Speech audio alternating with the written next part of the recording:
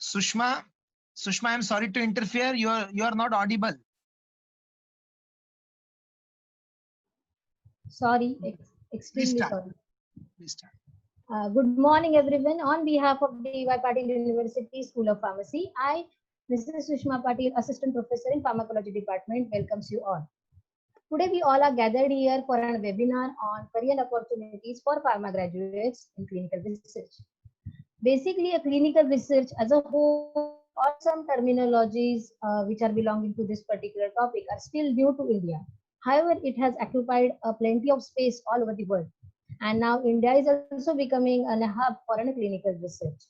And our government is also very proactive for investing and development for investing in and development of pharmaceutical industry as well as in associated sectors.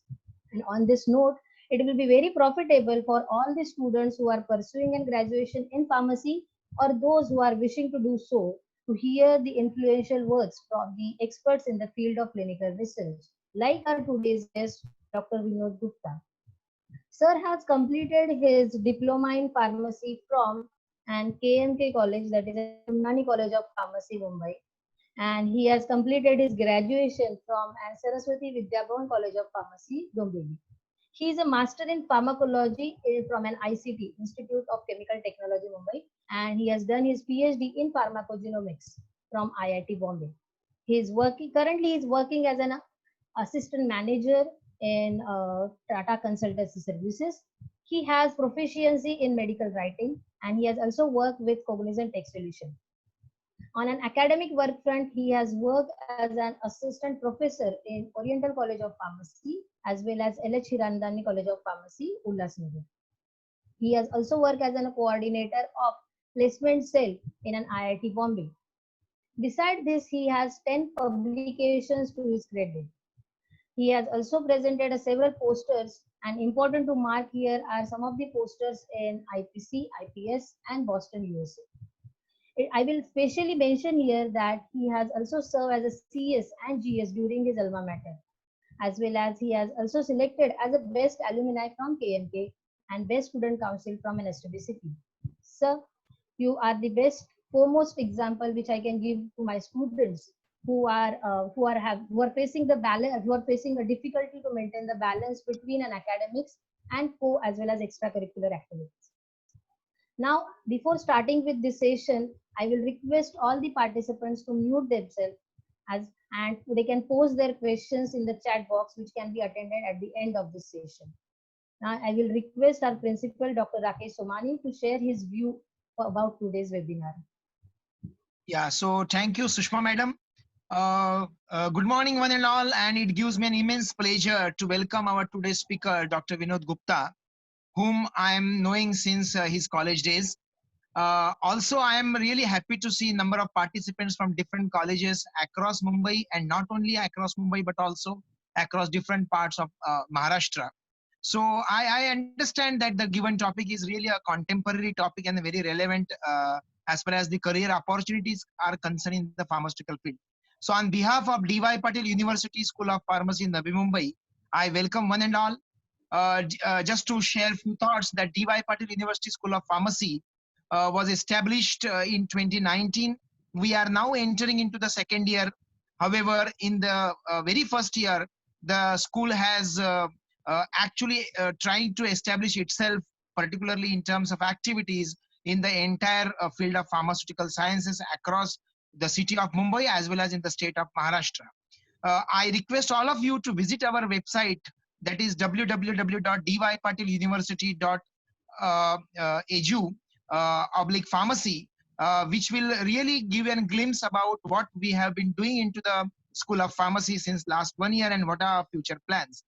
As an endeavor to educate our students, and when I say our students, it is not restricted to the students of DY Patil University, but it is entire student fraternity, student community across the globe, and make them aware about what are happening in the pharmaceutical education, particularly in industry.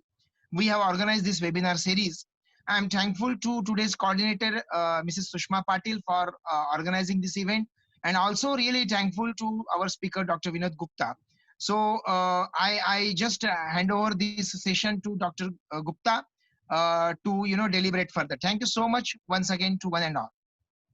Thank you, sir. Thank you, sir. Yeah, Vinod.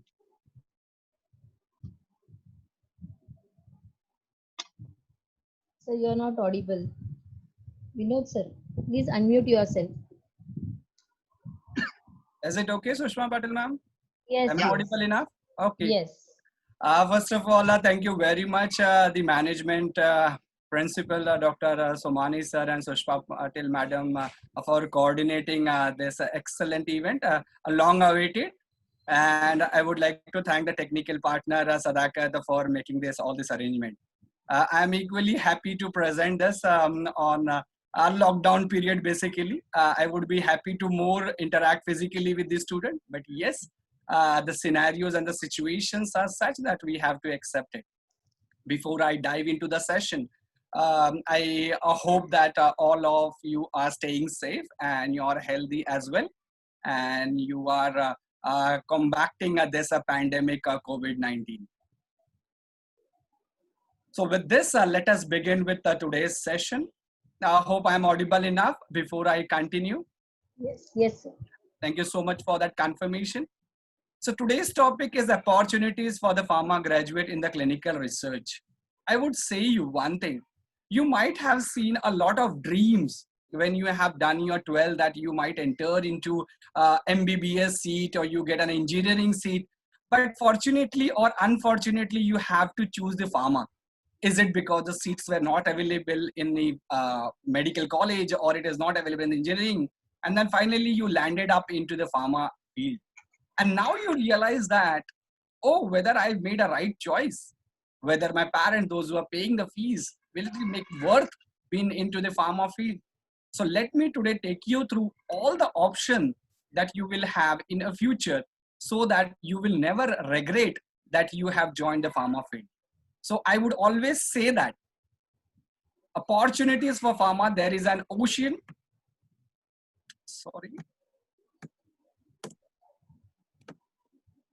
Give me a moment. I think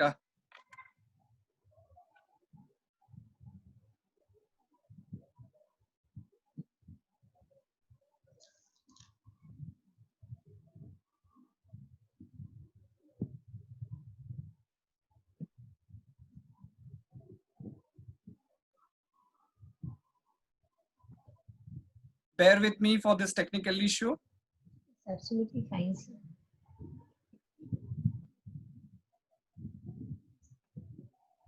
I always say that there is an ocean of opportunities for the pharma students. So introduction part, this photo has been clicked in a US and I always keep it. I feel that I am still young and which I look like. So definitely I always keep this photo with all my academic credential, which just Sushma madam has very nicely introduced me. Thank you very much. I never thought that it would be introduced in such a better way at this particular forum. So thank you very much. So currently I'm an assistant manager with TCS. Role of a pharma graduate. Everyone has in their mind that what is a pharma, because basically if you go and you speak to someone, a layman, they always feel that yes, a pharmacist is someone who just prepare the drug and dispense as the medical at the medical shop. Let me tell you today that we are not only the pharmacist. Yes, though we hold a pharmacist qualification, but we are apart from that, we can do several other jobs and we have several other opportunities.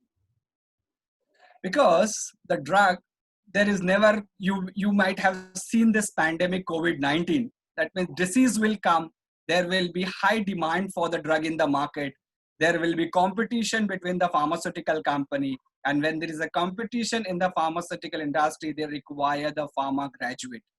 So why the pharma graduate are required? Because they can do a trial onto the drug and they can come up with the new drug with the safety and efficacy. With this, I start with the actual topic of today's session about the clinical research. So basically, clinical research is nothing but a branch of an healthcare science that determines the safety and the efficacy of your drug onto the human body in a systematic way.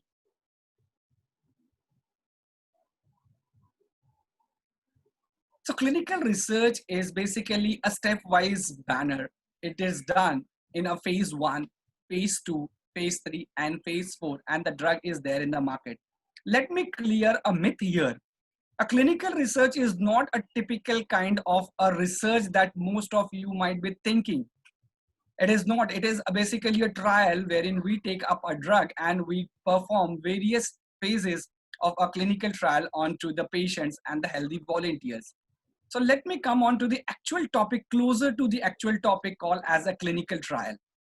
So trial is nothing but it is basically testing of the new drug onto the healthy volunteers.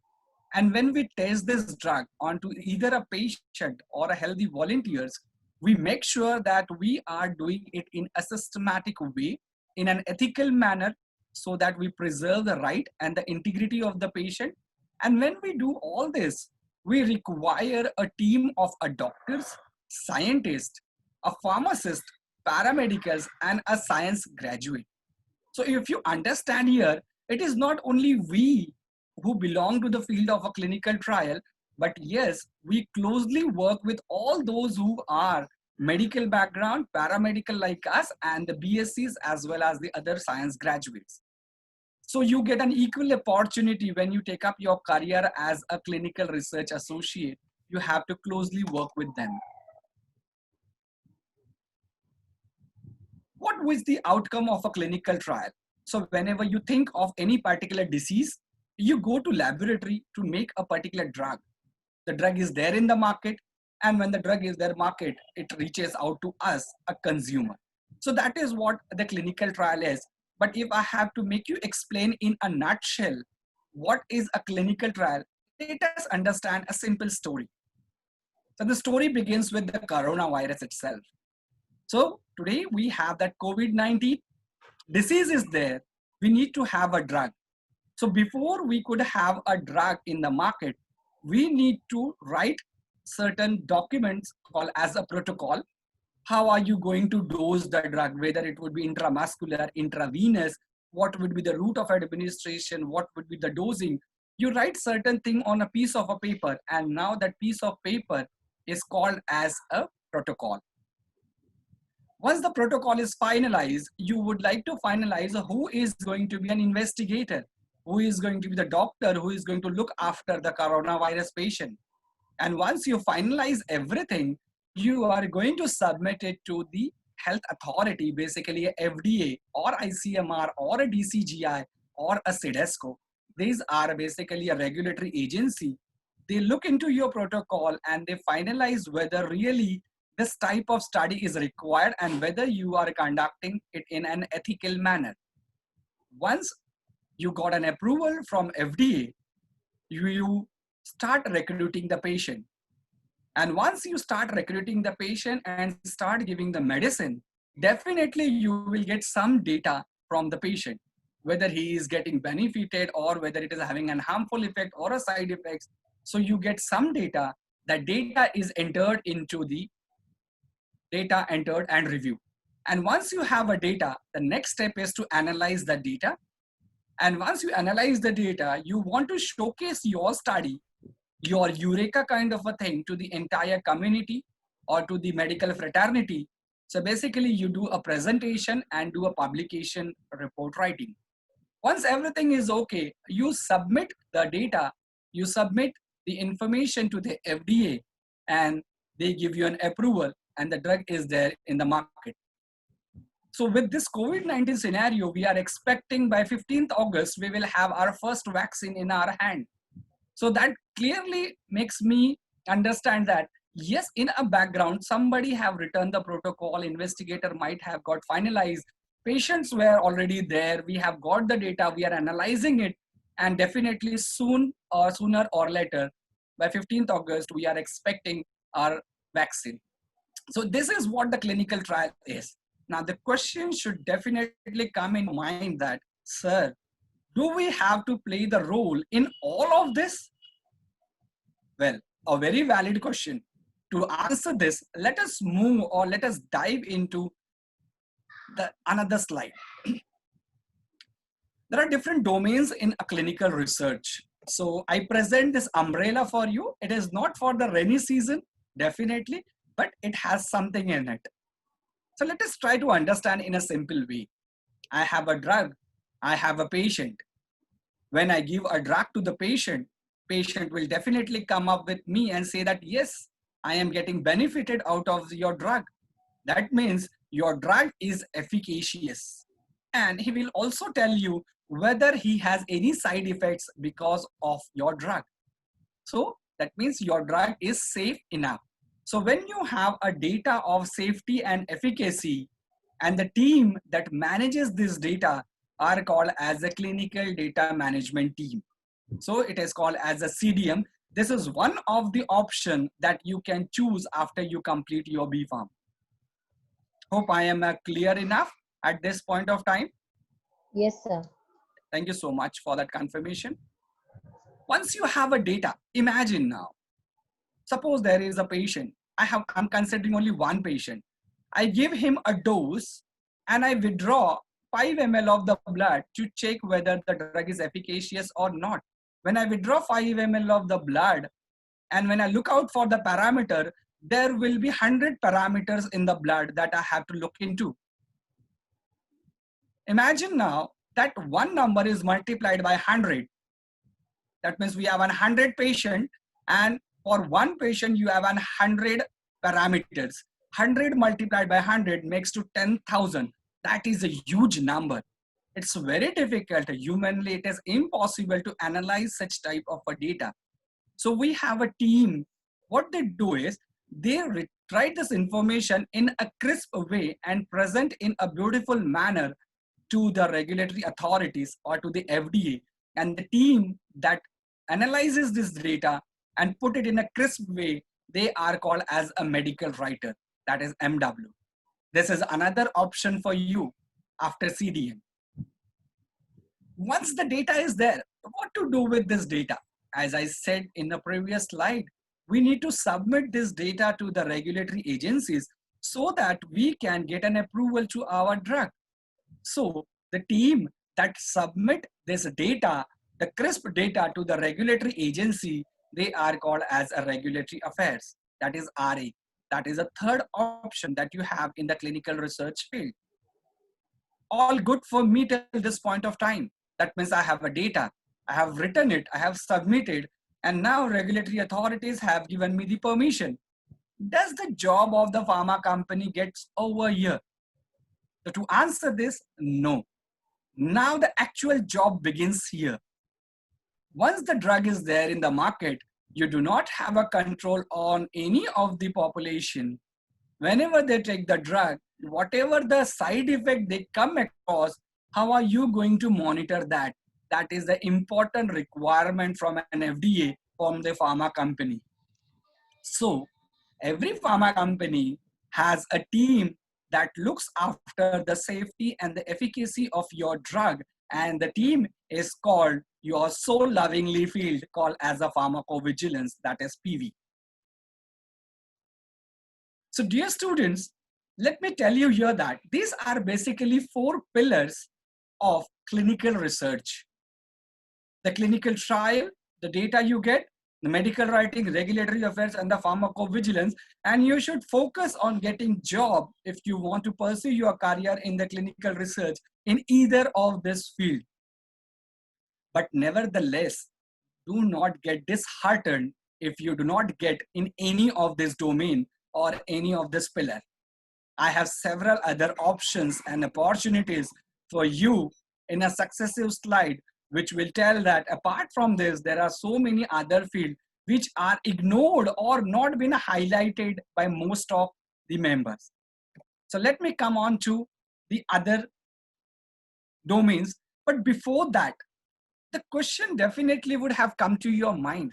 Sir, are we victim? Are we guinea pig to take up the career in this?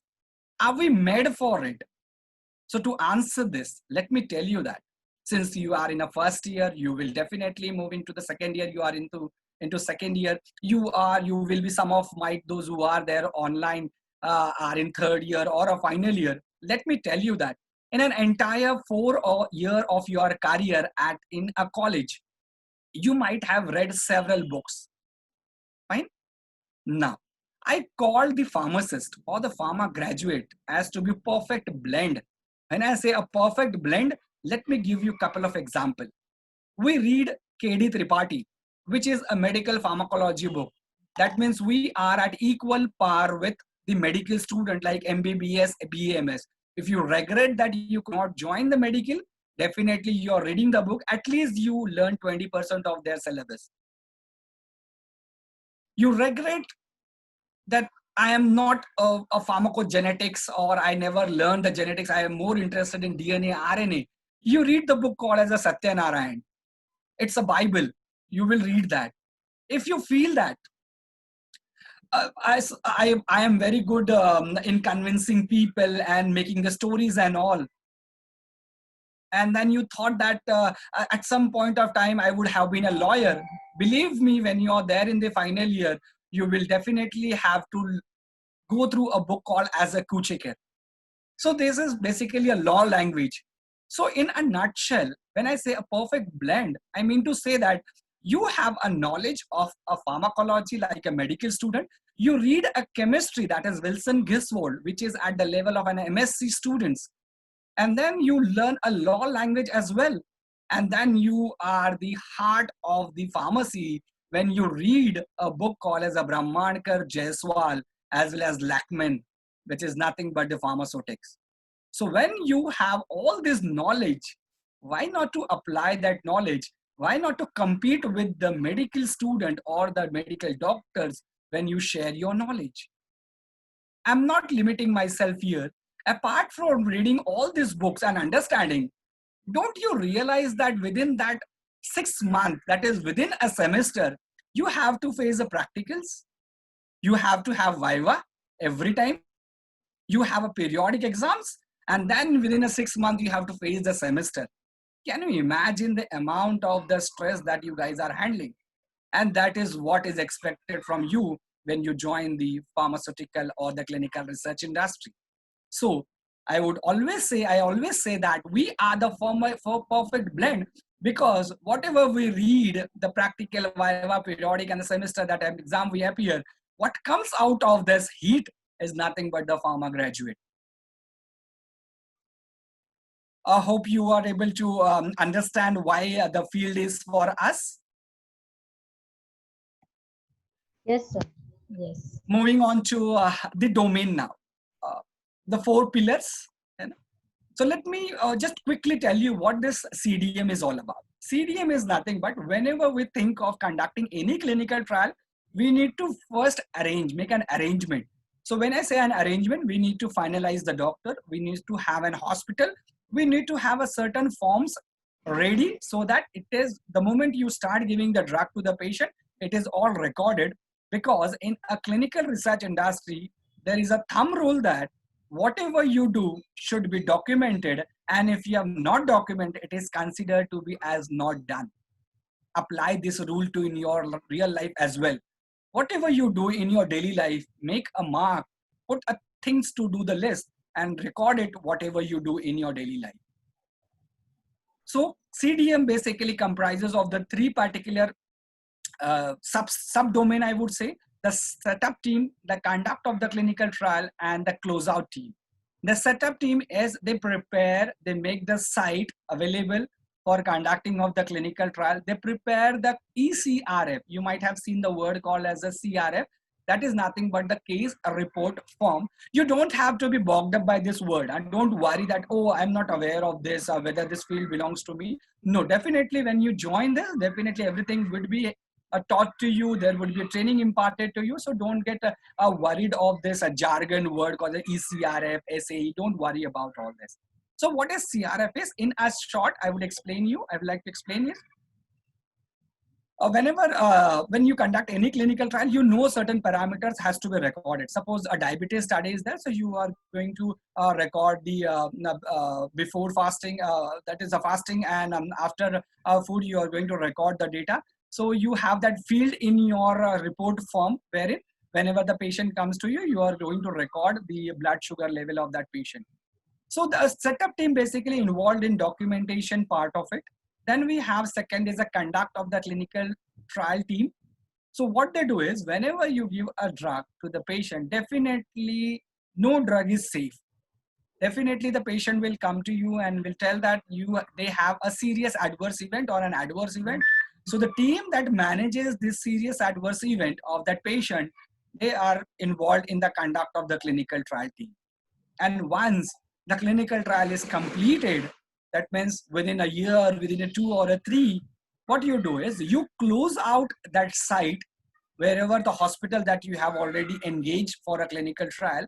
You will close out and you will see that all the documentation parts are in compliant with the regulatory authority.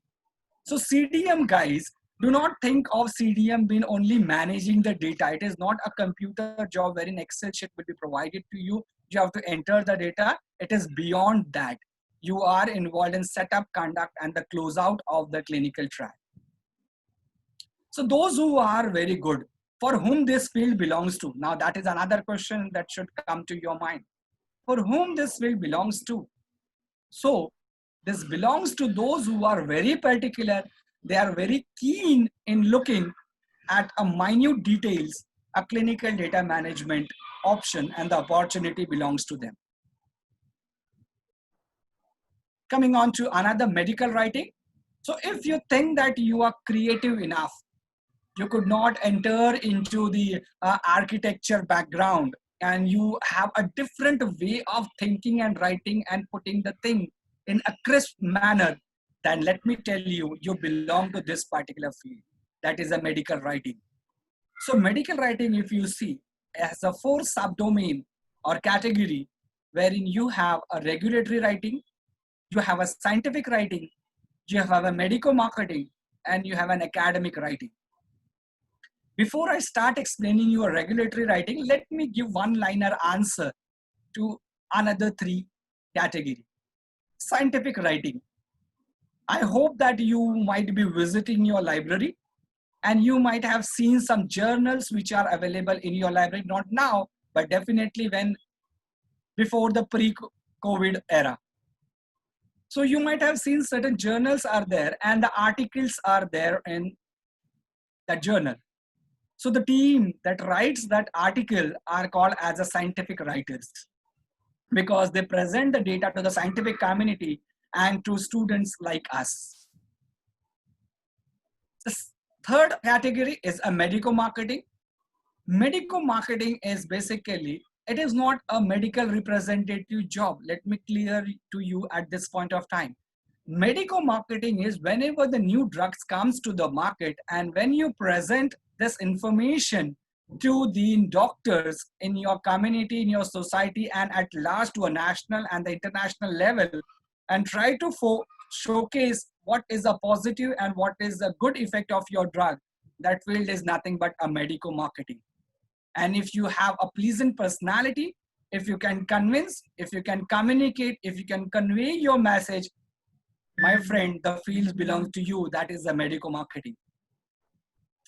If you're very good in your curriculum, if you have always scored above 7 CGPA, a grade, then I would say you should enter into something called as an academic writing, wherein you might have seen there are certain books in your library which are written by an author. So they take up the career or they are basically an academic writer. So all these are the category, but yes, I would specifically like to highlight the regulatory writing. So regulatory writing is further categorized into clinical as well as safety. One-liner answer to the clinical is, whenever the drug is there in the developing phase, that is phase 1, phase 2, phase 3, we call it as a clinical type of a writing. And when the drug is there in the market, we called it as a safety kind of a writing. Different documents are there. You need not get worried at this point of time. You have in a clinical field, you have a protocols, you have an investigator brochures, you have a narrative writer, you have a clinical study report writer.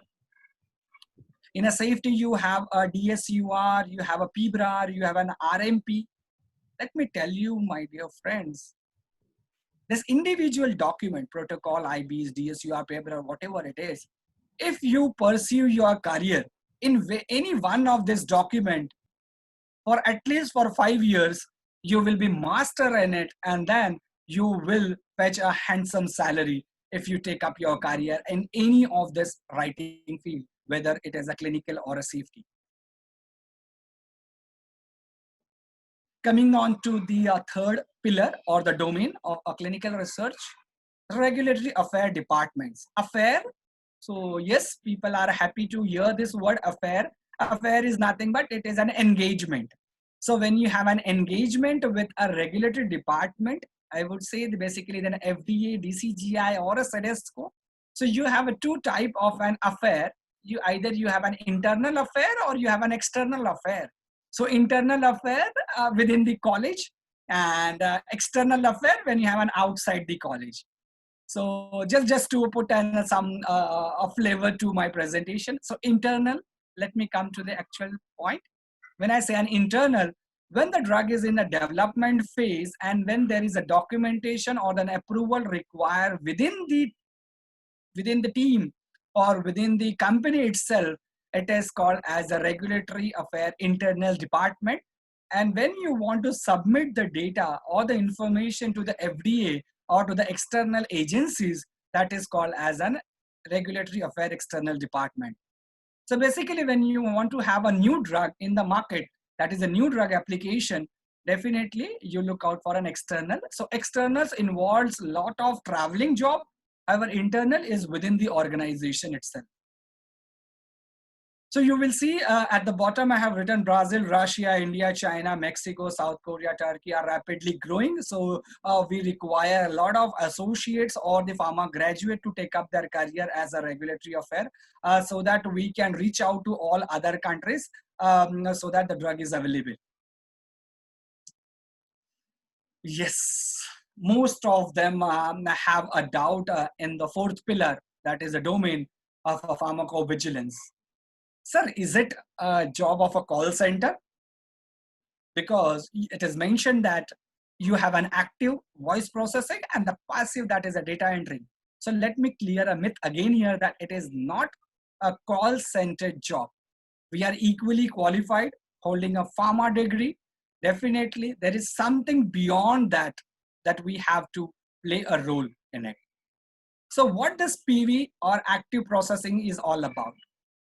Once the drug is there in the market, definitely the patient will come and say that they have certain adverse event. So what they do is, whenever, and being a pharma student, and if suppose you would not have been a pharma graduate, definitely you might have seen the drug which is coming at your residence, to your house. There is some pamphlet or a leaflet which is there in the carton of the tablet. And if you read out that, you will realize that there is something called as an active ingredient. There is a contraindication. And then at a bottom, you will also see a toll-free number, that is 1800. What that number is all about? That number speaks that whenever you have any adverse event or whenever you come across any side effects with the drug, you have to call on that number. So when I say I have to call on that number, I would like to clearly mention that whenever I have an adverse event and when I give a call on that number, the call is picked up by one of us, a pharma graduate, those who take up their career as a pharmacovigilance in an active voice processing. What they do is they put down the patient information and then they also provide some solution at that point of time, whatever is available and reachable to them. So patient information, companies follow-up, and the insurance claim are some of the job profile when you take up your career as an active processing. The other profile in a PV that you have is a passive, that is nothing but a data entry kind of a job. So when I say a data entry, I mean to clearly call out here that there are certain software which are available. To mention a few, that we have an ARGIS, we have an RSG database. This database are nothing but they put the information for the safety related and the patient details And then you have something called as an individual case report study, that is a narrative for the patient. That means for individual, what FDA is more keen about, FDA is more keen in knowing whether your drug is safe or not. They hardly bother, or they are least bothered about the efficacy of the drug. But yes, the efficacy is one of the paramount factor for the pharmaceutical company, but FDA want to ensure that whatever drug you are giving it to the patient are safe enough. And to call out at this point, ICSR is nothing but it is writing the story of an individual patient, whether the drug is safe or not. So that is another career opportunity or the job opportunity that a PV graduate or the pharma graduate takes up when they take up their career as a PV associate. So basically these four were the main domain, main pillar, heart of a clinical research. Everyone would like to dive to take up the career in this four domain. But as I said previously also, do not get disheartened if you do not enter in any of this. I have something else for you, that is another domain wherein you can pursue your career. So hope you can see there is an allied domain which is there.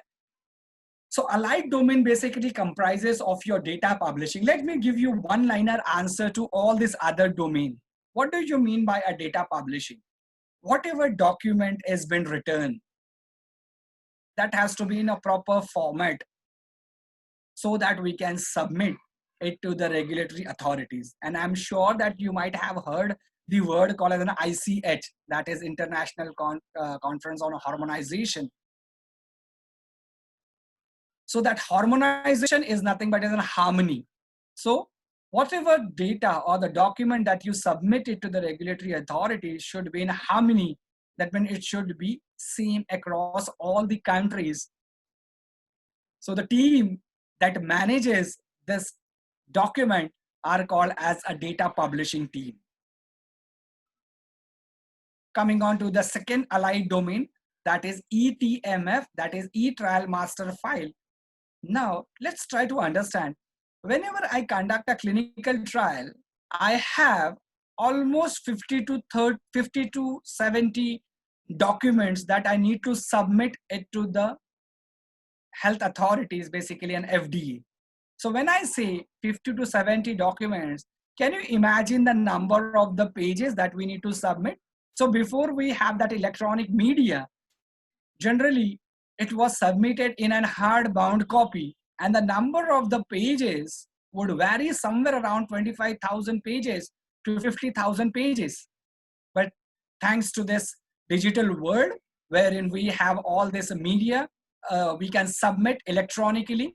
So you have an e-trial master file. The team that submit or they align the data or the document in a series that can be submitted to the health authorities are called as an e-trial master or eTMF team.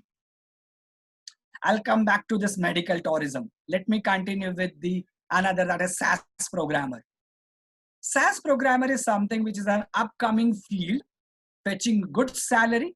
But yes, to take up a career as a SAS programmer, you have to be logical enough, and your mathematics and your programming language should be excellent when you take up your career as a SAS programmer.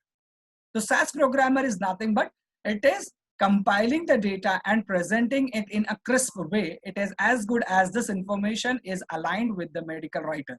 So whatever outputs are generated, whatever the data is generated by a SAS programmer is taken by the medical writer to write their documents.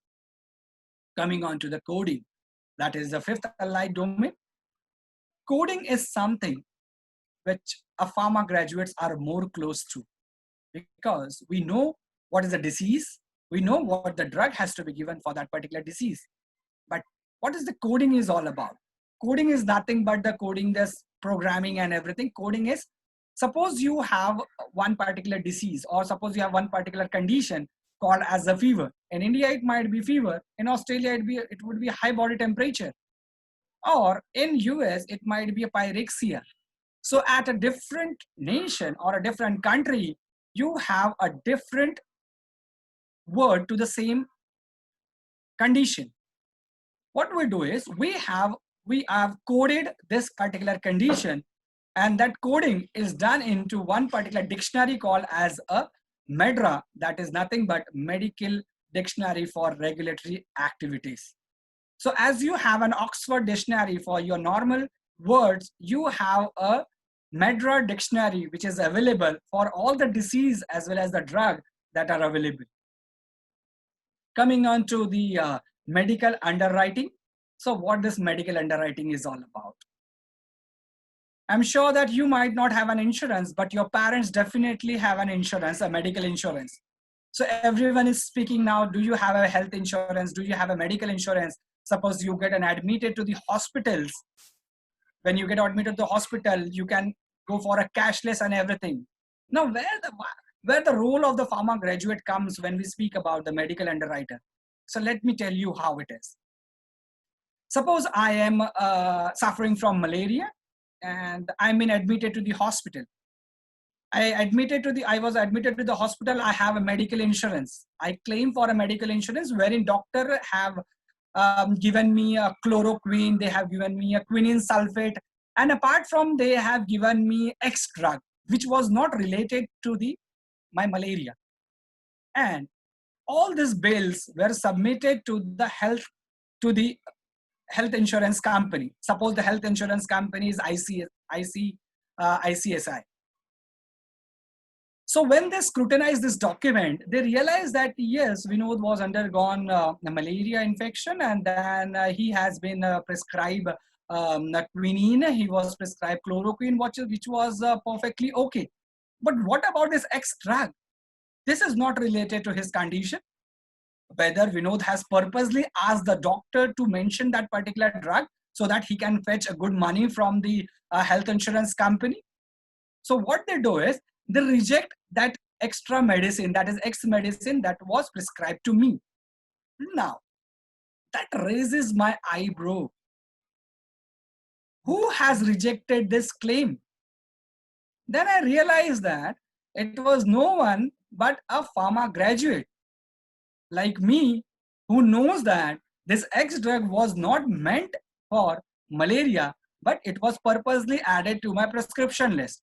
So my claims got rejected. But to this entire story, I would like to bring one point that the team who works in a background at the claim insurance company, they require a pharma graduate, they require a pharma background student because they are well versed with the knowledge of the drug as well as the disease condition.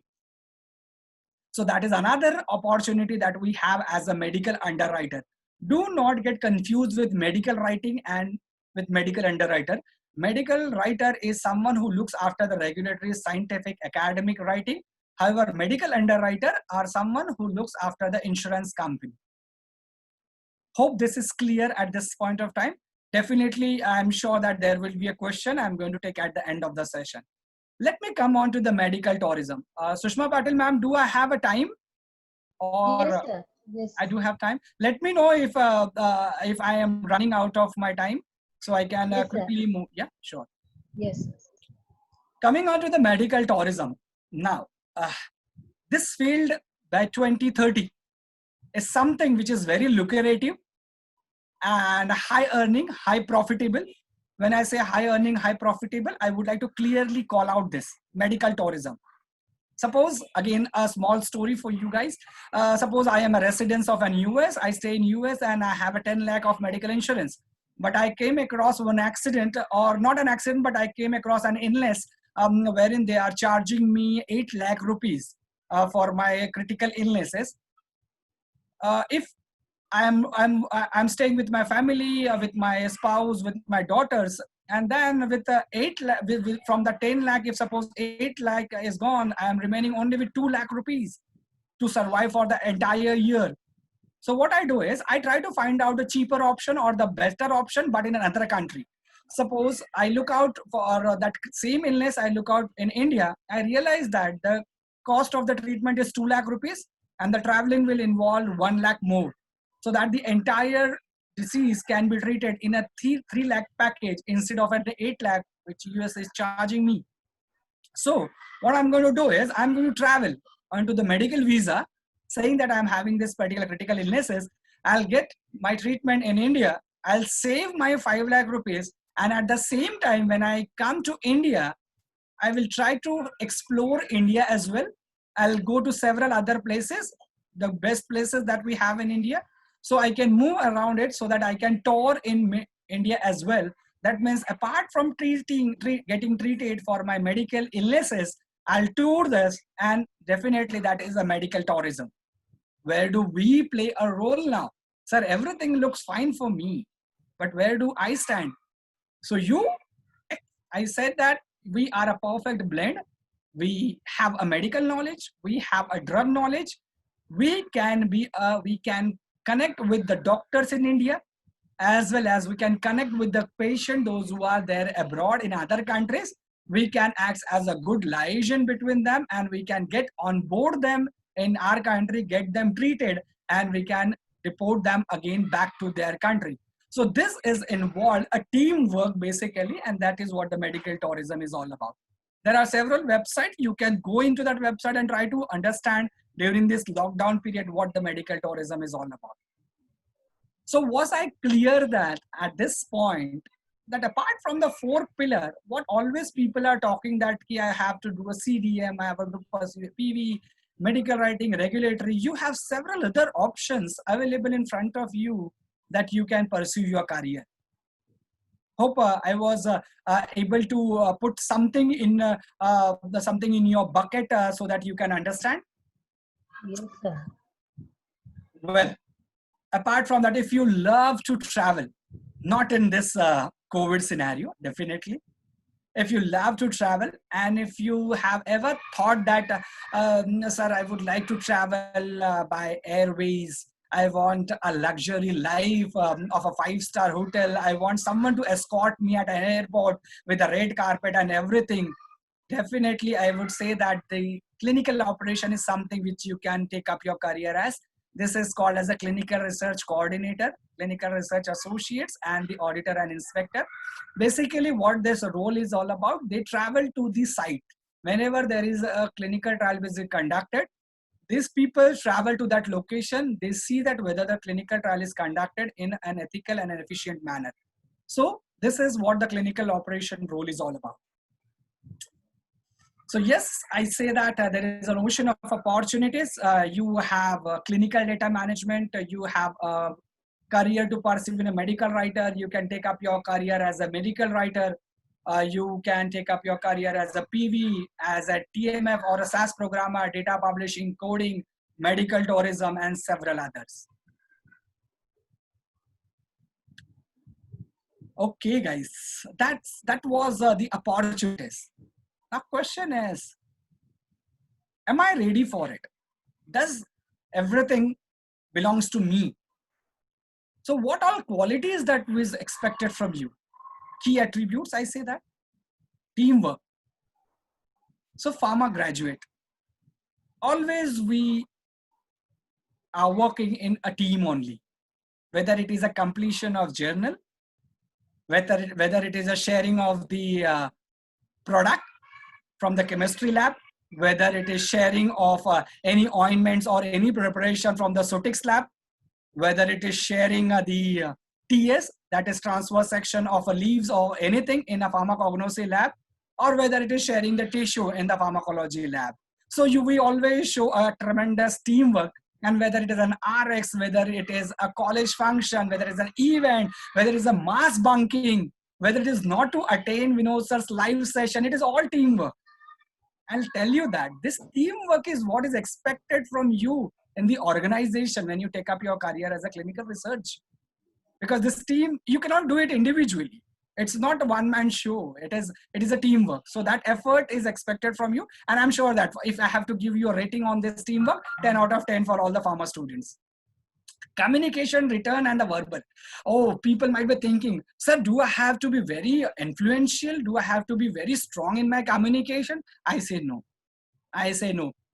You can convey your message in a simple word. It is not that you should have to understand, you should be able to communicate very fast or quickly. No, that is absolutely fine. If communication, I keep this out of my box, because this can be developed, this can be learned as and when you enter in the organization. People learn by seeing their peers, their seniors, and their managers. Ability to meet deadlines, that is another attribute of the qualities. You tell me whether your journal is always completed on time. It is only completed on the day when the teacher is asking you. So you always complete and you meet the deadline. So definitely, when you do that, when you have that ability during your college life, why not to explore it? Why not to enlarge or elaborate it during the organization, when you take up your career in organization? Attention to details. Yes, being a pharma student, this is something which is very critical. Imagine if I have to give a digoxin to an heart patient, instead of 0.1 milligram, suppose I give 1.0 milligram, that guy will be no more. So always we put an attention to that details. Accuracy, we are always accurate. We see to it that during our analysis practicals and all, we see that if we add excess of an acid, definitely the solution will go wrong. Flexibility and commitment. Oh my God. Flexibility, we are always flexible. You tell us, today we have Cology lecture instead of a Sotix lecture. We are so flexible, we will start attending the lecture. So we are always flexible and committed whenever it comes to a college life, but the same is expected when you are in an organization. Ability to work under pressure. Sir, please, being a pharma student, don't ask us about this point of ability to work under pressure. We are always under pressure, sir. You won't believe, sir, it is a practical. We have a viva, journal completion. By the moment we start enjoying our RX or start enjoying our college festival, we realize that there is a periodic exam. And immediately after periodic exam, in the morning we have a periodic exam, in the afternoon we have a dance practice, and again, after a week, we have final semester exam. So we always work under pressure. So please, sir, do not talk about work under pressure. Please give us 10 out of 10 for this. And you deserve, in a pharma graduate, deserve this particular point. Grammar. Oh, sir, I am from I'm from vernacular medium. I haven't been into the convent. That is absolutely fine. But can you not learn now a bit of it? Yes, definitely. This is the time where you have to learn a bit of it. I'm not telling you have to be excellent in a grammar, because you're not going to open any coaching center for a grammar class and all. So grammar is expected. Organizational skill. Oh, again, the moment you have a Sotix practical, your apron is absolutely white with a PVC sheet and all. The moment it is a chemistry practical, your apron will have holes in it. It's a dirty and all. So are you not organized depending upon the need and the requirement? So again, 10 out of 10 for you. Accurate interpretation of the data. Oh yes, we do analysis practical and we see to it that everything is in proper, we are getting an actual data. So if you see the qualities that is expected from you to be a part of a clinical research team, if you see all this attribute, you fit in somewhere or the other point. If you do not fit in one or the other point, leave that point, and that can always be learned and can be understood. But yes, if you want to rate it, definitely we are at a good position to take up our career as a key attribute. Hope you guys are agreeing to this. I cannot see your expression. That is absolutely fine. But I'm assuming that yes, you at least you are convinced with all the attributes that I am showcasing in this slide. And today, again, you have an opportunity to click the photo of this presentation so that if after 2 years down the line, if you require this, definitely if you cannot connect with me, you have this presentation with you. That was all the attribute that you have it. But apart from that, I would like to emphasize something on the technical attributes. When I say a technical attribute, I would like to say you should always use your time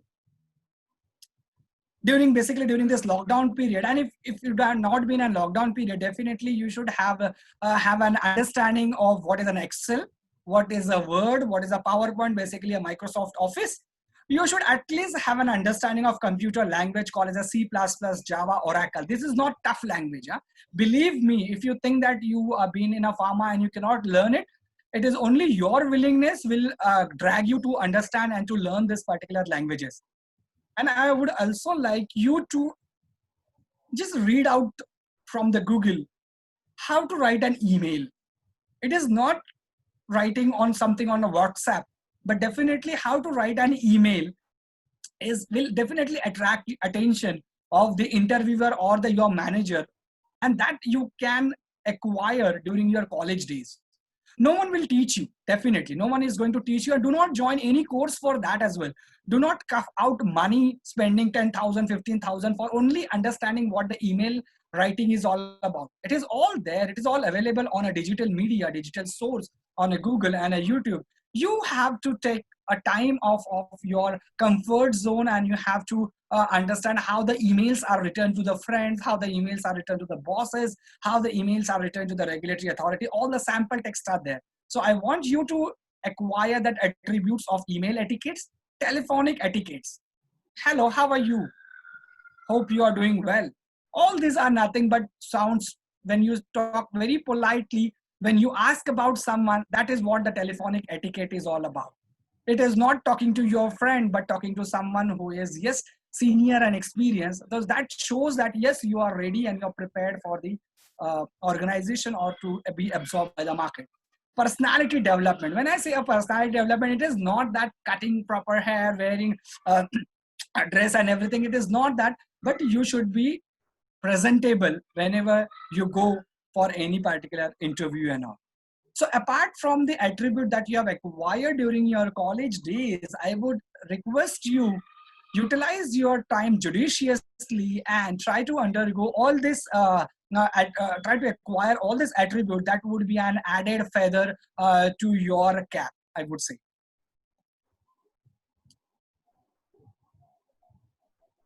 Global scenarios and opportunities. Yes, India is considered as a preferred site for conducting the global clinical trial only because we are a cosmopolitan. We have different race, religions, ethnic population wherein the drug can be tested on the population. Yes, apart from that, we are also hardworking. We have a plenty of a clinical material, and never to deny that we have a skilled professionals which are available at a cheaper rate as well. I can put that point. Clinical research, it is a huge, huge industry and fetching a lot of money.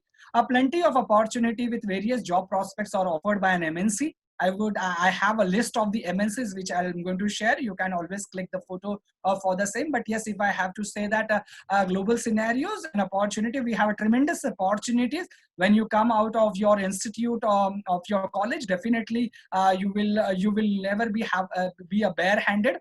Some other jobs will be available for you.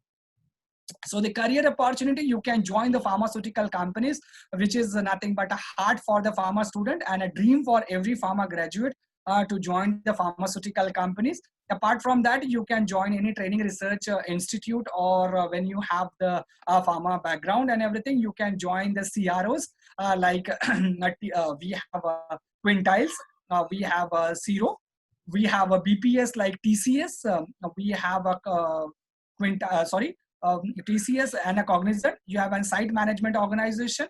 You can take up your career as a PV, CDM, regulatory, CRA or a CRC.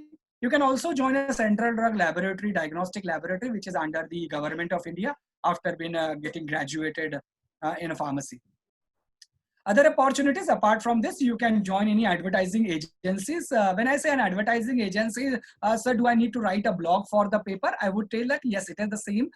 You might have seen, now you might not be receiving the paid newspaper, but whenever you start receiving again at your home, you might have realized that now there is a column in the Times of India which talks about what are the new things that are coming into the market. There was a news before the pre-COVID era that the banana, when it has a black patches on it, it acts as a very good anti-cancer drug, or it prevents the cancer. Not an anti-cancer drug, but it prevents the cancer.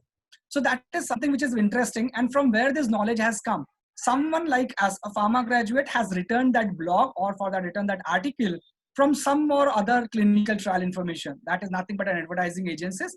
Freelancing. When I say of freelancing, that means you do not have to join any organization. Whatever skill that you have in your writing, you can present it to the companies, and you can work on your own willingness, on your own comfort zone, within your own time frame.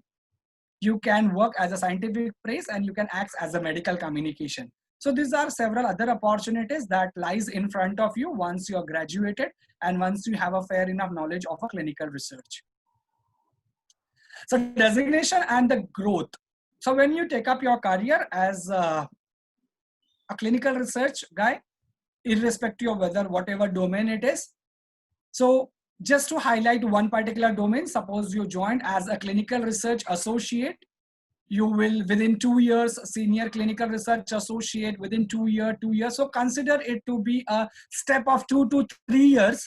And then if you see, by the time when I add this number from here, 10 plus year, you will be, or you are eligible to become a VP of any organization. It all depends upon your hard work and dedication and your willingness to learn new things. Do not get stagnant when you start learning and when you are into this profession. So career path for a clinical research associate is very clear. Within 10 plus years, you should focus and you should see yourself as to be a manager, project manager, or finally to be the VP of a company. I'm not showing you a picture, a flowery picture, sir, does it really make sense? I would say again that it all depends upon you, how you precisely take up the career as. So several organizations, you have a chance to click the photo. So the organization basically TCS, Cognizant, you have an Accenture, FDC, CRO. There are n number of companies, CRO, BPS, and the site management organization. They offer a job to you, including the pharmaceutical companies. So these are the companies where you can look after you complete your graduation. Moving on to another slide. There is a need of a well-qualified and trained clinical research professionals, and you have agreed. And I believe that with this scenario, with this COVID scenario, definitely down the line, there will be a boom in the pharmaceutical market for another 5 years.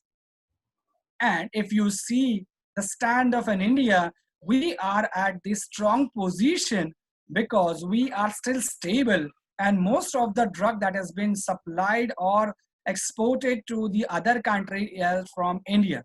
So yes, India is considered to be a hub of a clinical research, and plenty of opportunities are waiting for you and me in the coming days after the post-COVID era. I am moving to the closure of the session. I would like to tell that one small change can lead to another. That means it is you. If you take up your career, it will definitely have a ripple effect. People will look at you, they will get encouraged, they will get inspired from you, and you can definitely bring the change and other can follow your footsteps. So that is called as a ripple effect. Success, if you want something you never had, do something you have never done it. Don't go where the life takes you. Take the life where you go. Remember, you are born to live and not living because you are born. So in this era, try to maximize, try to learn from the digital platform. One such platform, I'm sure that you are more into this digital world. But yes, I would like to tell you at this point that there is something called as a Khan Academy. You can look into the YouTube. The Khan Academy is an excellent platform, the free resource wherein you can get an information free of cost. You can start learning the basic Excel, the formulas and everything. You can learn the PowerPoint. You can learn, you might have understanding of it, but that is all basic levels. Try to step up your skill in all this efficiency. Finally, I would like to acknowledge a thank you all. I would like to thank the management and I would like to thank Principal Dr. Somani sir, Shushma Patil madam, the technical partner Sadakat for all this arrangement. And I'm highly obliged that you have given me an opportunity to speak and to showcase what is there in the market, in the organization, and awaiting for you. And thank you all for listening it.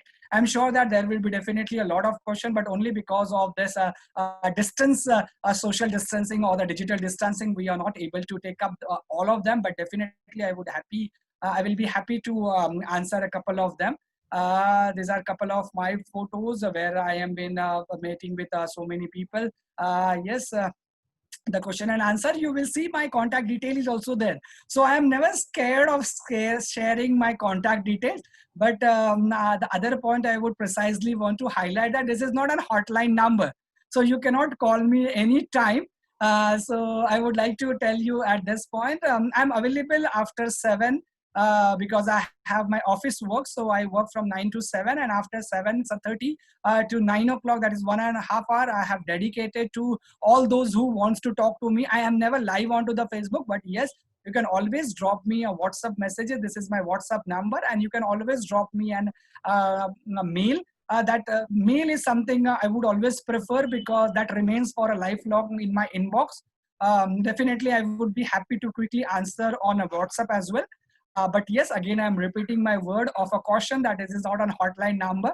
If you have any query related to your career, and if you feel that I can be one of a mentor or a guide in your journey of your success, I will always be happy to do that. So I think that's all, Sushma ma'am, that I had as of now to discuss and to showcase to the present audience. Yes, I am happy to take up the questions. Thank you, sir. Thank you so much for your precious words. Now we'll take some questions from the chat box. One student is there, Srishti Gupta. She has a question that 1 or 1.5 month is sufficient for clinical trial, and if not, then what is the time requirement for completion of clinical research?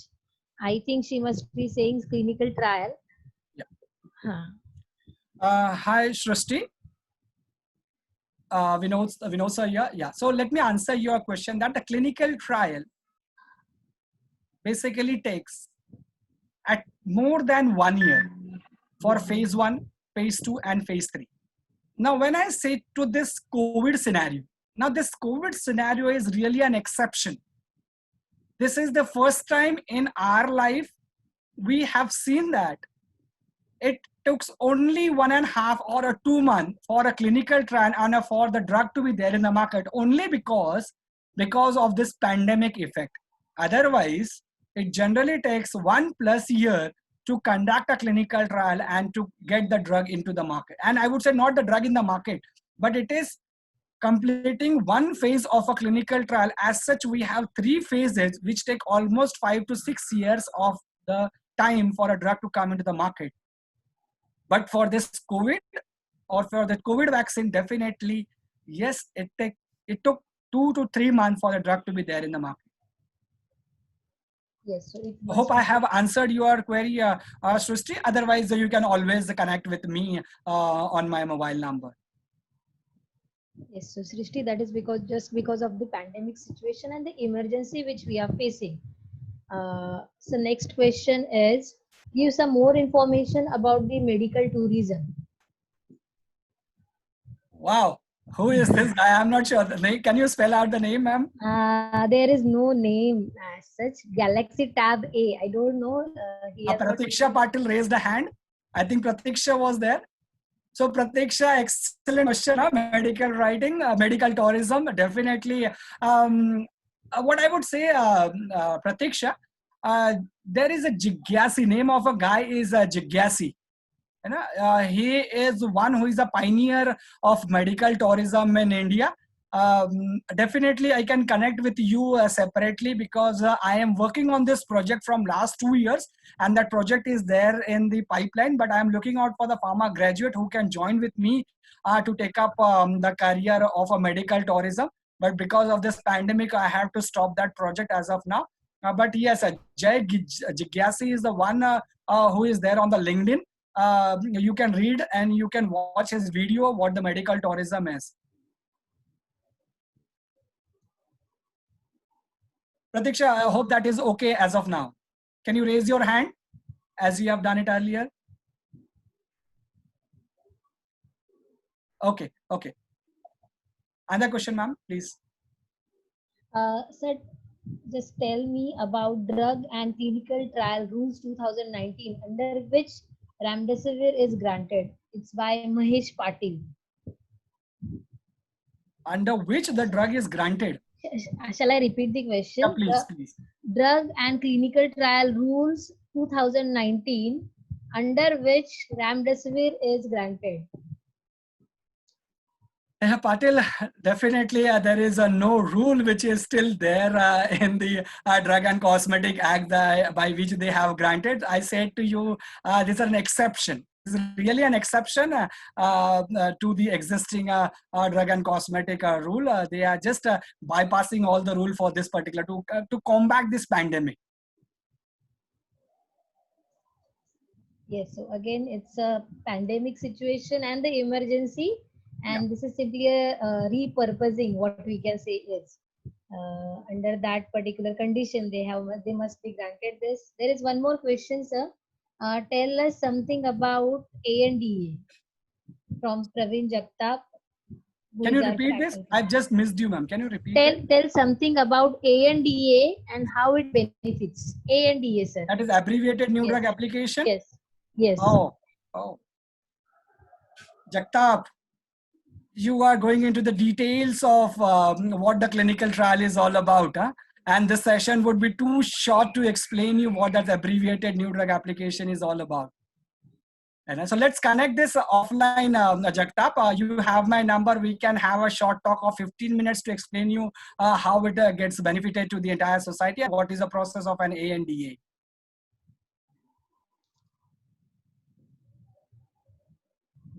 Okay, then we I hope we are done with the questions.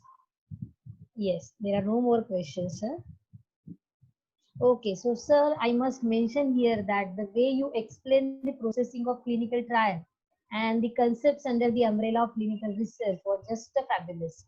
You have elaborated on CDM, regulatory affairs, medical writing, pharmacovigilance, and some allied domains also very nicely.